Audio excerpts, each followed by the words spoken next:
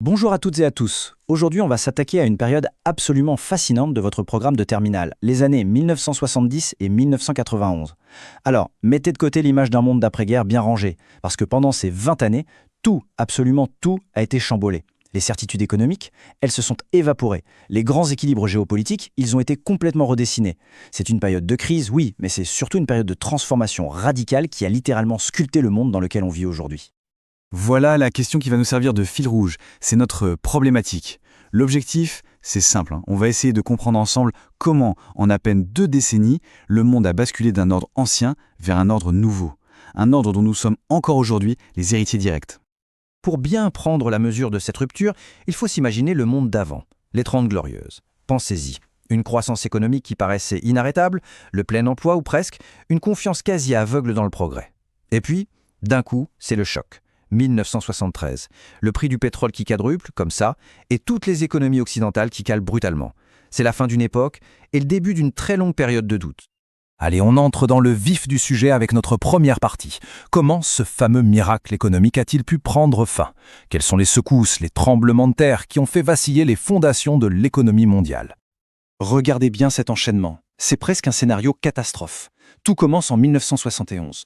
Le président américain, Nixon, décide de suspendre la convertibilité du dollar en or. C'est un véritable séisme. Le système de Bretton Woods, qui assurait la stabilité monétaire du monde depuis la fin de la guerre, s'écroule. L'économie mondiale perd son ancre. 2 ans plus tard, en 1973, le premier choc pétrolier. Pour des raisons géopolitiques, l'OPEP utilise le pétrole comme une arme et les prix s'envolent. Et comme si ça ne suffisait pas, un deuxième choc arrive en 1979 avec la révolution en Iran. En moins de 10 ans, les bases de la prospérité d'après-guerre ont été pulvérisées. Et ces chocs vont donner naissance à un monstre économique que personne n'avait vu venir, la stagflation. Ce mot, il faut absolument le retenir. C'est la contraction de stagnation économique, c'est-à-dire une croissance faible et un chômage qui monte, et d'inflation, c'est-à-dire une hausse généralisée des prix. Pour les économistes de l'époque, c'est un non-sens total, un paradoxe. Les vieilles recettes ne marchent plus. Si on relance pour combattre le chômage, on fait exploser l'inflation. Et si on freine pour calmer l'inflation, on aggrave le chômage. Un vrai casse-tête qui va obliger tout le monde à repenser complètement l'économie. Donc, face à cette crise inédite, les vieilles solutions, notamment l'intervention de l'État dans l'économie, semblent totalement dépassées. Il faut donc inventer de nouvelles règles du jeu. On va chercher, un peu partout, de nouvelles idées pour retrouver le chemin de la croissance. Et ça va déclencher une véritable révolution idéologique. Le gouvernement n'est pas la solution à notre problème. Le gouvernement est le problème. Écoutez bien cette phrase. Prononcé par Ronald Reagan en 1981, c'est le cri de ralliement de la révolution qui s'annonce. C'est l'acte de naissance du néolibéralisme, une pensée qui va prendre le contre-pied total des politiques menées depuis 1945. Avec Reagan aux États-Unis et Margaret Thatcher au Royaume-Uni, le message est clair, il faut moins d'État pour libérer les forces du marché. Et ce qui est vraiment fascinant, c'est qu'au même moment, 2 réponses radicalement différentes à la crise vont émerger.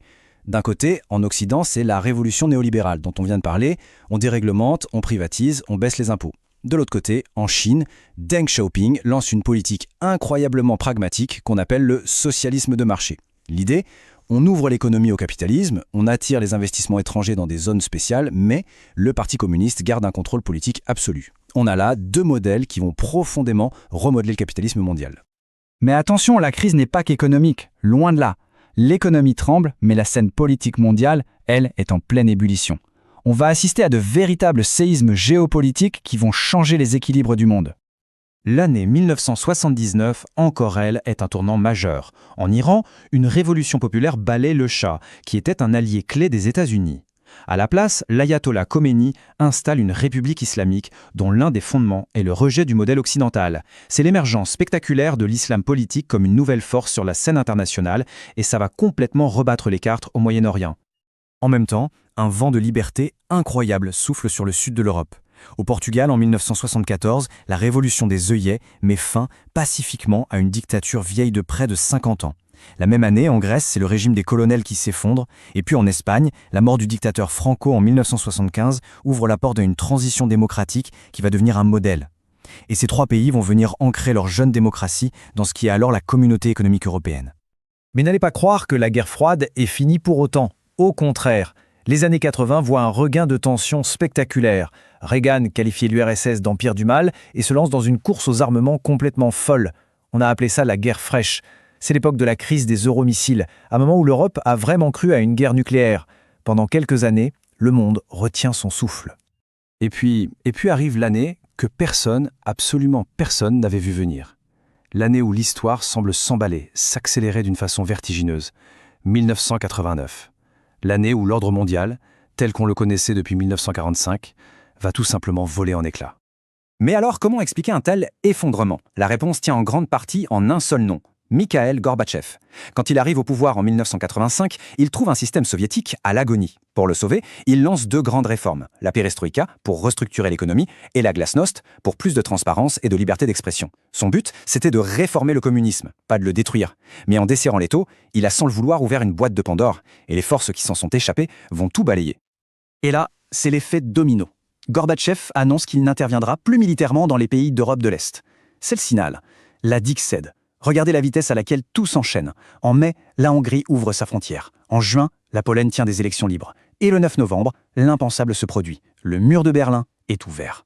En quelques mois à peine, de Prague à Bucarest, tous les régimes communistes s'effondrent, l'un après l'autre.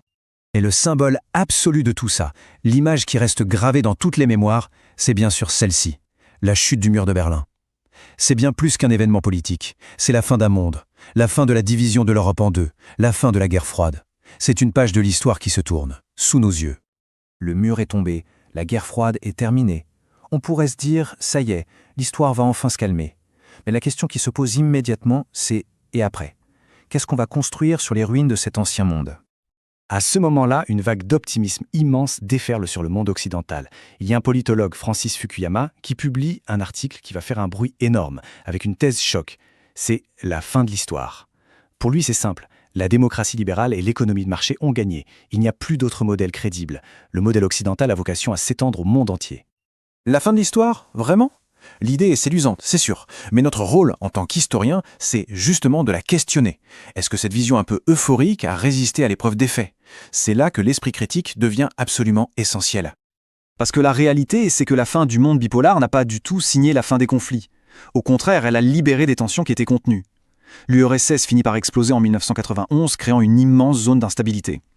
En Chine, la même année que la chute du mur, la répression sanglante de la place Tiananmen montre que le chemin ne sera pas celui de la démocratie. Et puis des guerres ethniques d'une violence inouïe, comme en ex-Yougoslavie, éclatent au cœur même de l'Europe. Non, décidément, la fin de l'histoire n'a pas eu lieu.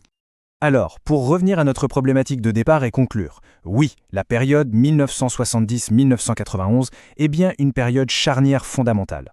Ce n'est pas une fin en soi, mais une transition, une phase de déconstruction d'un ordre ancien et de construction, souvent dans le chaos, des fondations du monde dans lequel nous vivons. C'est vraiment pendant ces 2 décennies que se sont mis en place les grands équilibres, mais aussi les grands déséquilibres du monde d'aujourd'hui. Et tout ça, ça nous amène à une dernière question, une ouverture pour lancer la réflexion.